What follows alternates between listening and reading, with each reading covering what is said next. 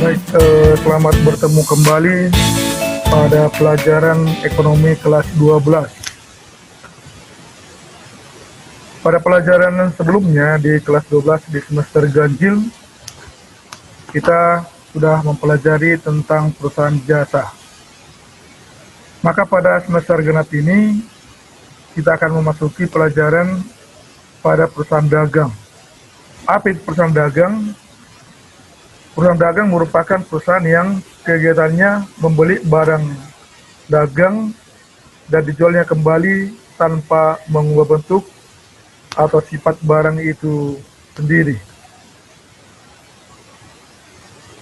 Nah, berdasarkan pengertian di atas, maka karakteristik perusahaan dagang atau ciri-ciri yang ada pada perusahaan dagang, kita lihat yang pertama adalah bahwa kegiatan perusahaan dagang itu adalah memperoleh laba dengan cara menjual barang dagangan yang menjualnya melebihi harga pokok penjualan. Yang kedua, membeli barang dagang untuk tujuan menjualnya kembali tanpa mengubah bentuk. Yang ketiga, barang dagang berupa barang konsumsi, barang produksi atau bahan baku untuk produksi. Yang keempat, kegiatan perusahaan ini terutama adalah melakukan pembelian dan penjualan barang dagang yang berwujud dengan spesifikasi, ada beratnya, ada volumenya, atau ada ukuran fisiknya yang jelas. Yang kelima, adanya barang dagangan yang menimbulkan beban operasi yang disebut harga pokok penjualan.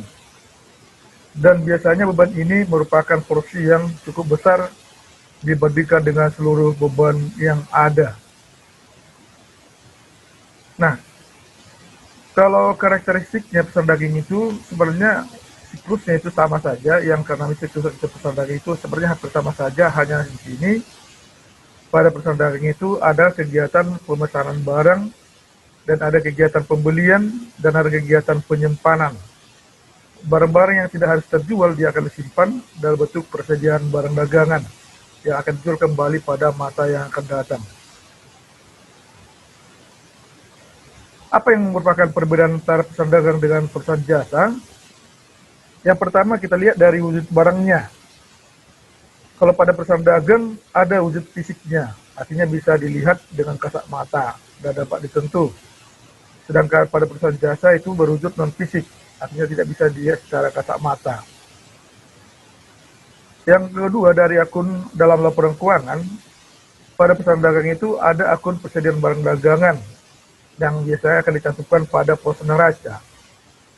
Dan ada akun beban pokok penjualan yang dicantumkan pada laporan laba rugi. Sedangkan pada perusahaan jasa, itu tidak terdapat akun persediaan barang dagang dalam neraca. Dan tidak terdapat akun beban pokok penjualan pada laporan laba rugi. Siklus operasinya kita lihat lebih simpel daripada perusahaan jasa. Nih. Perbedaan berikutnya adalah pada kegiatannya. Kegiatan utama daripada perusahaan dagang adalah membeli dan menjual barang dagangan dari pemasok. Sedangkan pada perusahaan jasa, memberikan jasa kepada pengguna jasa. Yang berikutnya adalah tentang persediaan. Pada perusahaan dagang memiliki akun persediaan barang jadi. Pada perusahaan jasa tidak memiliki persediaan barang jadi. Yang berikutnya adalah penentuan harga pokok barang. Pada perusahaan dagang relatif mudah karena sudah dicatat dalam akun-akun masing-masing. Sedangkan pada perusahaan jasa tidak perlu menentukan harga pokok barang.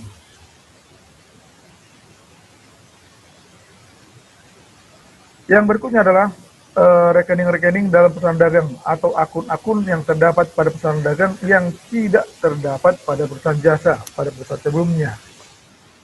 Yang pertama adalah adanya akun pembelian. Akun ini dipergunakan untuk mencatat pembelian barang dagangan selama satu periode, baik itu yang dibeli secara tunai maupun secara kredit. Yang kedua ada retro pembelian. Retro pembelian ini digunakan untuk mencatat pembelian barang dagangan yang dikembalikan kembali kepada penjual atau kepada pemasok karena alasan tertentu, misalnya bisa karena rusak atau tidak sesuai dengan pesanan. Yang ketiga, adanya potongan pembelian. Akun ini digunakan untuk mencatat potongan harga yang diterima dari penjual karena perusahaan membayar harga barang dalam masa potongan. Yang keempat, adanya bawaan angkut pembelian. Akun ini digunakan untuk mencatat jumlah biaya pengangkutan barang yang dibeli jika ditanggung oleh si pembeli. Yang keenam, adanya akun penjualan. Akun penjualan ini digunakan untuk mencatat penjualan atas barang dagangan, baik yang dilakukan secara tunai maupun secara kredit. Yang ketujuh adalah adanya retur penjualan.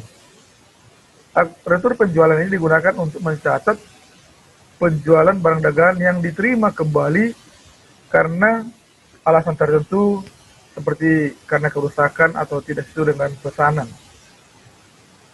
Yang kedelapan, adanya potongan penjualan. Potongan penjualan adalah potongan yang diberikan atau diterima dan diberikan kepada pelanggan karena membayar sesuai dengan masa potongan sebagaimana yang akan kita lihat pada syarat-syarat pembayarannya. Yang berikutnya adalah adanya bawaan angkut penjualan. Akun ini digunakan untuk mencatat jumlah beban pengangkutan barang yang dijual dan tanggungannya ditanggung oleh perusahaan itu sendiri. Nah, itu yang berikutnya adalah utang dagang. Di perusahaan jasa sebenarnya ada namanya utang usaha, tapi di perusahaan dagang namanya utang dagang. Akun ini digunakan untuk mencatat timbulnya utang dagang dan pelunasan kewajiban atas pembelian secara kredit. Jadi kalau kita membeli barang dagang secara kredit akan menimbulkan utang dagang. Dan yang berikutnya adalah adanya piutang dagang. Akun ini digunakan untuk mencatat timbulnya piutang dagang dan penerimaan pelunasan piutang atas penjualan secara kredit.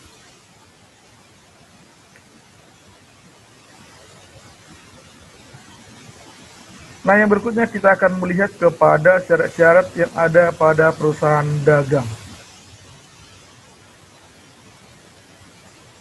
Ya, pada perusahaan dagang, ya pertama kita lihat dulu dari segi jenis-jenisnya. Perusahaan dagang itu ada 3 jenis atau 3 bagian. Yang pertama disebut dengan perusahaan dagang besar atau wholesaler, yaitu perusahaan yang membeli barang dagang langsung dari pabrik dalam jumlah besar atau partai besar dan menjualnya kepada perusahaan dagang menengah.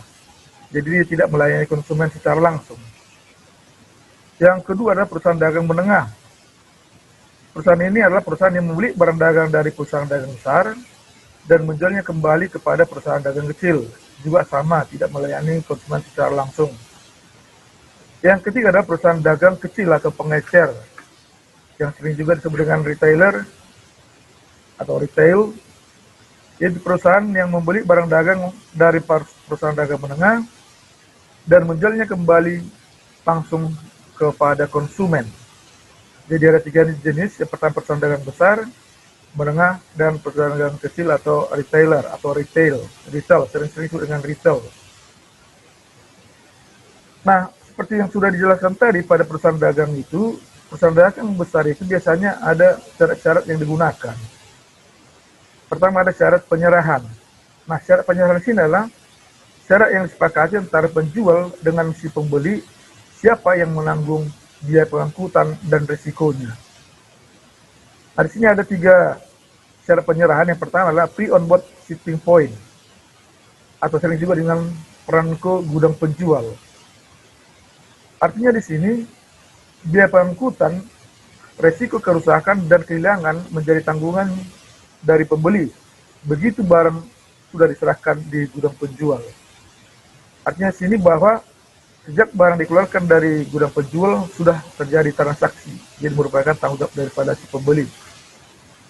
Yang kedua adalah pre-on-board destination point. Ini merupakan kebalikan dari pre-on-board shipping point.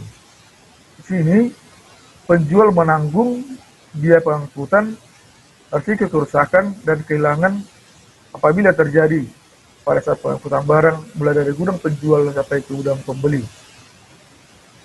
Yang ketiga ada yang disebut dengan CIF, Cost, Price, and Insurance. Pada saat ini, penjual harus menanggung biaya pengiriman atau pengangkutan barang serta asuransi kerugian atas barang tersebut. Nah, ini biasanya digunakan pada perusahaan-perusahaan eksportir dan importir. Jadi berlaku pada perusahaan dagang dengan luar negeri. Jadi yang biasanya dilakukan di dalam negeri hanya pre-on-board shipping point dan pre-on-board destination point. Sedangkan CIF itu biasanya berlaku pada perusahaan dagang eksportir. Yang berikutnya adalah syarat pembayaran. Nah, syarat pembayaran ini adalah syarat mana yang akan digunakan yang antara kesepakatan antara si pembeli dengan si penjual. Nah, yang pertama ada disebut dengan EOM, end of month, akhir bulan. Artinya harga neto faktur itu harus dibayar pada akhir bulan pada saat transaksi dilakukan. Yang kedua adalah N/60. Artinya pembayaran dilakukan selambat-lambatnya 60 hari transaksi jual beli dilakukan. Yang ketiga ada N/30, N/10, N/30. Nah, 2/10 itu yang dua itu menyatakan potongan, 10 ini menyatakan hari, batas hari masa potongannya. Sedangkan yang N/30 menyatakan batasnya. Artinya jika pembayaran dilakukan dalam jangka waktu 10 hari, atau kurang dari 10 hari akan mendapat potongan sebesar 2% dari harga faktur. Tetapi kalau tidak diambil masa potongannya, tetap pembayaran netonya dilakukan paling lambat 30 hari setelah transaksi jual beli dilakukan. Yang keempat ada 2/10, 1/15, dan N/30. Pokoknya hampir sama yang di atas, hanya ada tambah 1/15.